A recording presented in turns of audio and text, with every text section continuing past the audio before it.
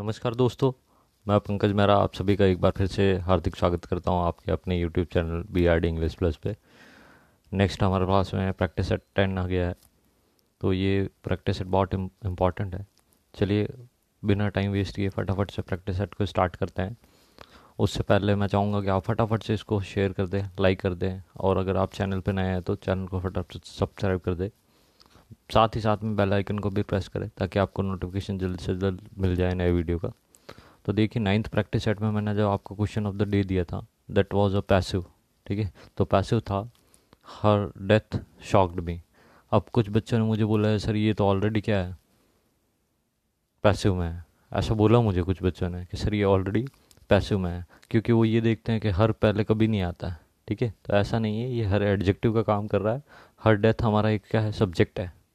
ठीक है, और ये ऑब्जेक्ट है तो आई बनेगा। टेंस पास सिंपल है तो वॉज शॉक्ड हो जाएगा। तो वॉज शॉक्ड एक तो इसमें है और एक इसमें है, एक इसमें भी वॉज शॉक्ड है, राइट।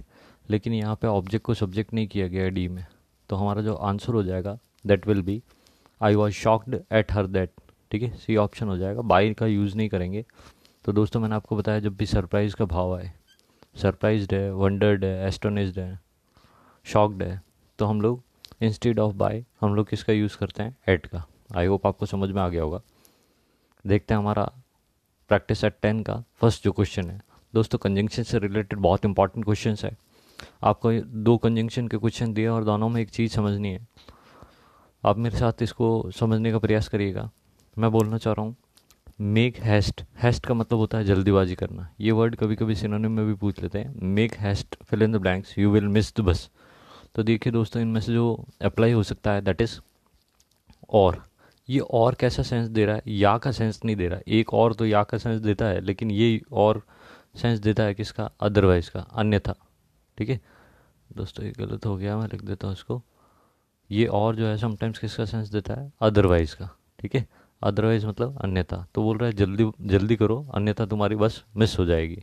आई होप दोस्तों आपको समझ में आया होगा दैट मेक हैस्ट और यू विल मिस द बस। ठीक है दोस्तों, आपको एक चीज़ और समझनी पड़ेगी कि यहाँ मॉडल का भी रोल है। ऐसा जब भी आता है तो फ्यूचर सिंपल वाला मॉडल आता है तो अपन और या अदरवाइज सेंटेंस का यूज़ करते हैं। ये और ज़्यादा क्लियर हो जाएगा जब आप सेकंड सेंटेंस पढ़ते हो। ही रेन फास्ट, वो तेज़ भागा। Fill in the blanks, he should miss the train. तो दोस्तों देखिए, यहाँ पे जो यूज़ किया गया है दैट इज़ शुड। ठीक है, आपको दिख रहा होगा यहाँ पे शुड यूज़ किया गया है। तो यहाँ जो यूज़ किया जाएगा वो क्या है, लेस्ट और शुड का पेयर है, राइट। अब इसी सेंटेंस में लेस्ट का यूज़ क्यों किया, क्योंकि हमने मॉडल देखा शुड है। ठीक है, अदरवाइज अपन और या अदरवाइज का भी यूज़ कर सकते हैं, विल होगा तब। ठीक है, लेकिन थोड़ा सा चेंज हो जाएगा। ठीक है, चेंज क्या हो जाएगा, और यू विल मिस द बस। हाँ सही है सर, और लगाएंगे कब, यदि यहाँ पे विल होता तो हम लोग और या अदरवाइज का यूज़ करते हैं। ठीक है, तो अभी इसका करेक्ट जो आंसर हो जाएगा दैट विल बी लेस्ट, क्योंकि पेयर है किसका, लेस्ट और शुड का।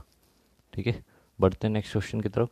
दोस्तों नेक्स्ट क्वेश्चन की तरफ बढ़े उससे पहले मैं आपको एक चीज़ और बता देता हूँ कि ये जो सो दैट है that is different from so cool that. ठीक है, वो सो दैट अलग अलग होता है, ये सो दैट साथ में है। तो आपको एक चीज़ और मॉडल से रिलेटेड ध्यान रखनी है। सो दैट के बाद में हम लोग जो मॉडल यूज़ करते हैं मे, और वो क्या हो सकता है, माइट हो सकता है। डिपेंड करता है कि सो दैट से पहले एक क्लॉज होगा, अगर वो प्रेजेंट में है तो हम लोग यूज़ करेंगे मे का। और सो दैट से पहले अगर जो टेंस है दैट इज़ इन पास्ट, तो हम लोग किसका यूज़ करेंगे, तो हम लोग यूज़ करेंगे माइट का। तो दोस्तों मैंने आपको कुछ मॉडल से रिलेटेड भी बता दिया है, जैसे मे माइट का यूज़ किया जाता है।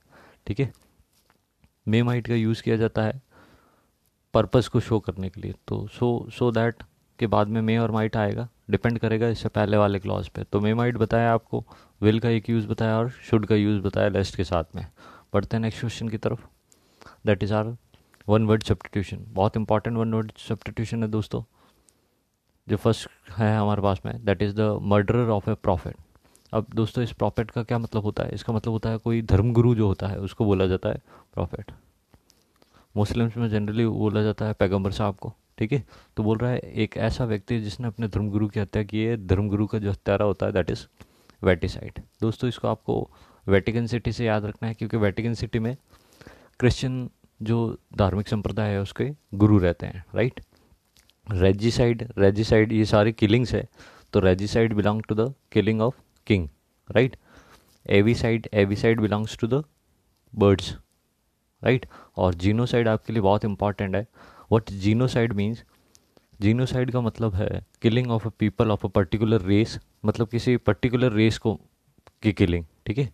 रेस कहने का मतलब जाति बोल दो या रिलीजियस ग्रुप, राइट। जैसे आपको पता होगा कि हिटलर ने क्या किया था सेकेंड वर्ल्ड वॉर के बाद में, ज्यूज़ या जिनको अपन क्या बोलते हैं यहूदीज बोलते हैं, उनको मरवाया था, ठीक है। That is genocide. तो हमारा इस क्वेश्चन का आंसर करेक्ट हो जाएगा, दैट इज़ वेटिसाइड। बढ़ते हैं नेक्स्ट वन वर्ड सब्स्टिट्यूशन की तरफ। बहुत इंपॉर्टेंट है ये, पिछली बार भी मैंने आपको ऑप्शन में दिया था ये वर्ड एम्बेजलमेंट। तो थेफ्ट और मिस अप्रोप्रिएशन ऑफ फंड्स, ठीक है। किसी के विश्वास के ऊपर आप उसके साथ में कोई गबन करते हो या चोरी करते हो, दैट इज़ एम्बेजलमेंट, ठीक है दोस्तों।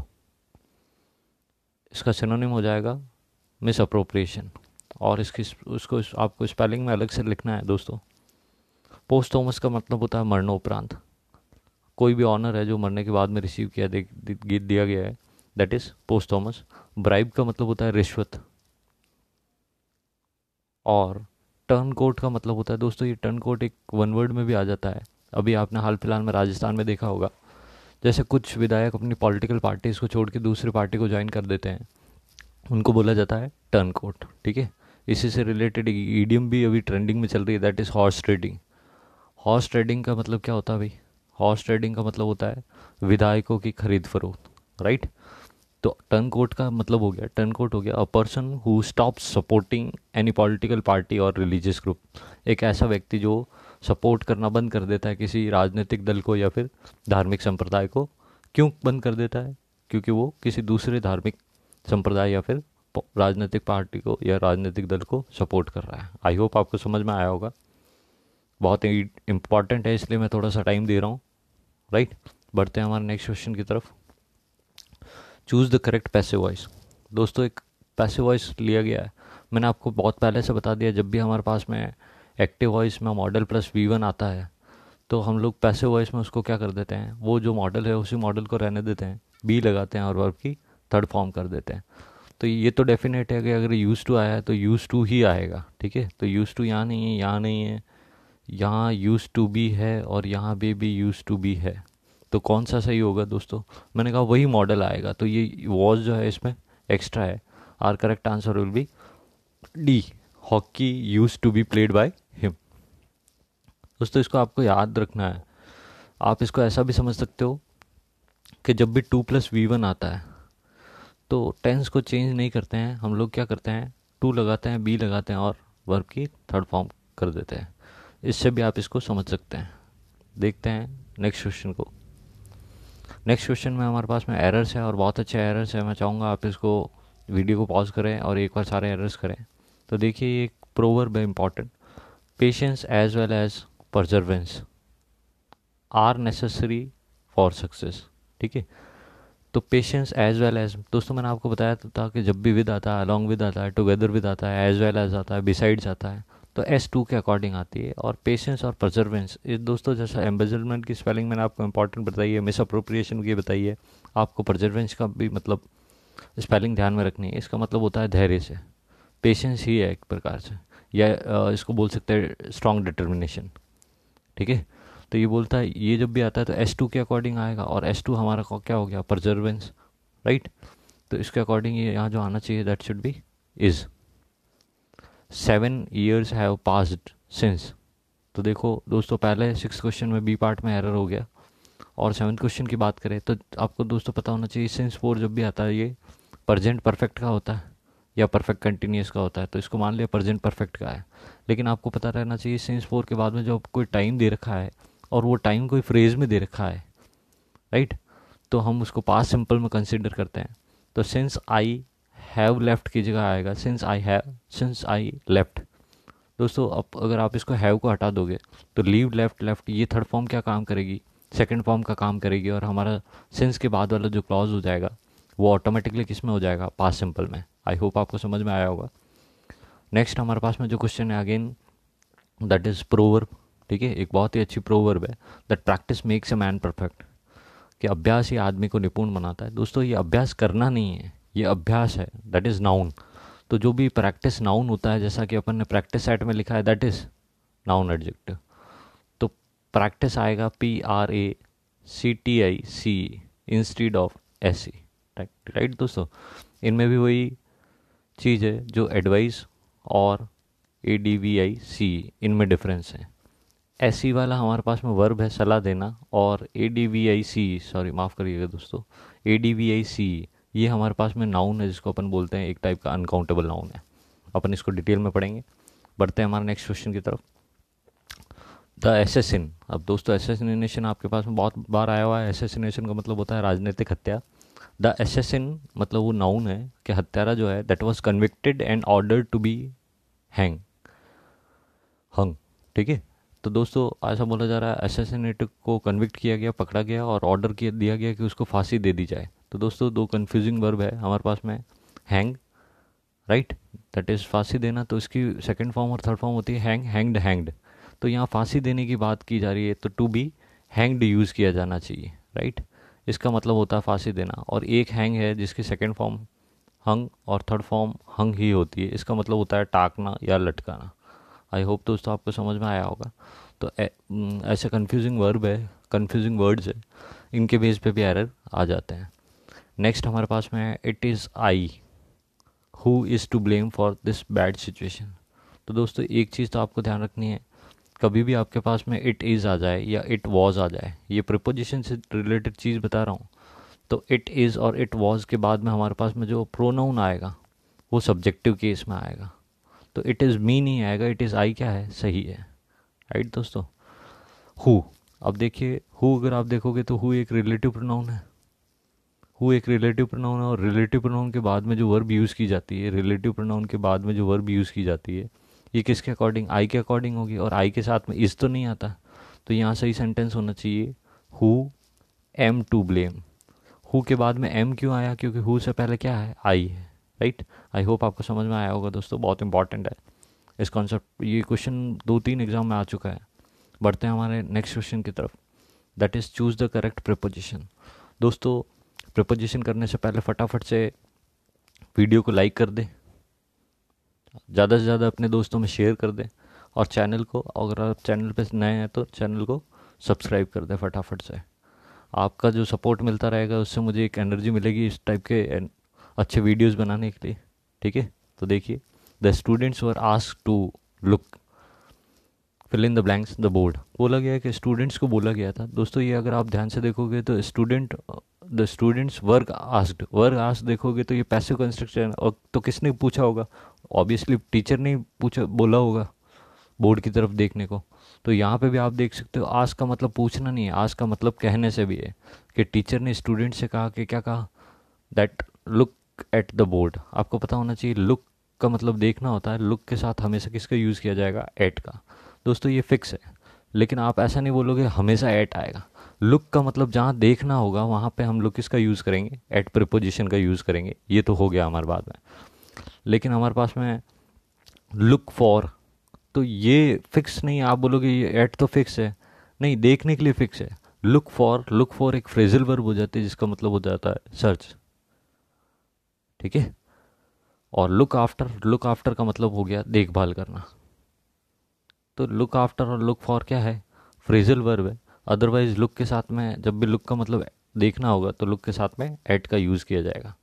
देखिए दोस्तों नेक्स्ट क्या है, he died fill in the blanks कोविड-19, उसकी मृत्यु कोविड-19 से हुई। तो आपने देखा होगा ही डाइड ऑफ कैंसर, जब भी कोई डिजीज़ का नाम आएगा तो डाइड ऑफ आएगा, और ऑफ शुड बी B1, ठीक है, ये वाला ऑफ होगा। ये अलग होने के सेंस में यूज़ किया जाता है, तो ये नहीं होगा हमारे पास में, ही डाइड ऑफ कोविड-19। बढ़ते हैं हमारे नेक्स्ट क्वेश्चन की तरफ। नेक्स्ट जो क्वेश्चन है that is choose the correct indirect speech. दोस्तों इनडायरेक्ट स्पीच है, और जब भी मैं आपको इनडायरेक्ट स्पीच के क्वेश्चन दे रहा हूँ मैं आपको एक चीज़ एम्फेसाइज कर रहा हूँ, अगर आप ध्यान दे रहे हो तो मैं आपको इंट्रोगेटिव सेंटेंस सबसे ज़्यादा करा रहा हूँ। क्यों, क्योंकि उसमें एक टाइप की गलती बच्चे अक्सर करते हैं, देखिए दोस्तों, ये यहाँ पे जो दिया गया है, ये क्वेश्चन है कैन यू सिंग, क्या तुम गा सकते हो। तो नो डाउट ये सेड तो किस में बदलेगा, आस्क में बदलेगा, चारों ही ऑप्शन में। अब आस्क के साथ में इफ़ वेदर आता है तो सब में ही इफ़ है, लेकिन वेदर जब भी आएगा तो वेदर कब आना चाहिए, जब लास्ट में क्या आना चाहिए, और नॉट लिखा हुआ। यही एक डिफरेंस है दोस्तों इफ़ और वेदर में, कि जब सेंटेंस में इनडायरेक्ट डायरेक्ट स्पीच के सेंटेंस में हमको लास्ट में अगर और नॉट दे रखा है तो हम लोग किसका, वेदर का यूज़ करते हैं, अदरवाइज हम लोग जनरली इफ़ का यूज़ करते हैं, राइट। तो इफ़ वाले सेंटेंस हमारे पास में 3 हो गए। अब 3 हो गए तो अपन देखते हैं कि इसमें इन्होंने डी वाले में इन्होंने कैन को कैन ही रखा है, तो ये नहीं होगा। यहाँ दोनों में कुड हुआ है, लेकिन दोस्तों देखिए ए और बी बहुत ही क्लोज ऑप्शन है। क्लोज क्यों है, कि जिस बच्चे को ये पता नहीं होगा कि कंजंक्शन इफ़ या किसी भी कंजंक्शन के बाद में सेंटेंस का स्ट्रक्चर असर्टिव होता है। असर्टिव कहने का मतलब पहले आएगा सब्जेक्ट आई, उसके बाद में कैन का क्या होगा, कुड, और फिर क्या होगा, सिंग। ठीक है, तो ये चीज़ आप ये भी देख सकते हो कि यहाँ पे क्वेश्चन मार्क बना हुआ है। ठीक है, और क्वेश्चन मार्क क्यों है, क्योंकि इफ़ के बाद में पहले क्या आया है, हेल्पिंग वर्ब आया है। ये देख सकते हैं, पहले आपके पास में हेल्पिंग वर्ब आया है और उसके बाद में हम आपके पास में क्या आया है, सब्जेक्ट आया है। इसीलिए इन्होंने क्या किया है, इंट्रोगेटिव मार्क का यूज़ किया है। So our correct option will be B. बढ़ते हैं नेक्स्ट क्वेश्चन की तरफ। Choose the correct synonym. दोस्तों ये सिनोनिम पिछले साल के एयरफोर्स एग्ज़ाम में आया हुआ है। ठीक है, तो मैं आपको बता देता हूँ कि सिनोनिम जो है कन्फर्म, कन्फर्म नहीं है, कन्फर्म। तो कन्फर्म का मतलब तो सुनिश्चित करना होता है, ठीक है, लेकिन यहाँ पे कन्फर्म की बात करें तो कन्फर्म का मतलब होता है स्टिक टू। दोस्तों आपने एक पढ़ा होगा ऐसा, स्टिक टू प्रिपोजिशन में, या नहीं पढ़ा है तो अभी आप नोट कर लीजिए, अधेर टू, ये दोनों ही पढ़ेंगे। किसी सिद्धांत से लगे हुए रहना या जुड़े हुए रहना, इसको बोलते हैं। तो कन्फर्म के साथ में भी क्या आएगा, we will use confirm to. दोस्तों आई होप आपको समझ में आया होगा। कन्फर्म टू का वही मतलब है जो स्टिक टू का और अधेर टू का है, और तीनों के साथ में कोइंसिडेंस है कि इन तीनों के साथ में टू का यूज़ किया जाता है, राइट। तो कन्फर्म की बात करें तो कन्फर्म का मतलब क्या हो गया दोस्तों,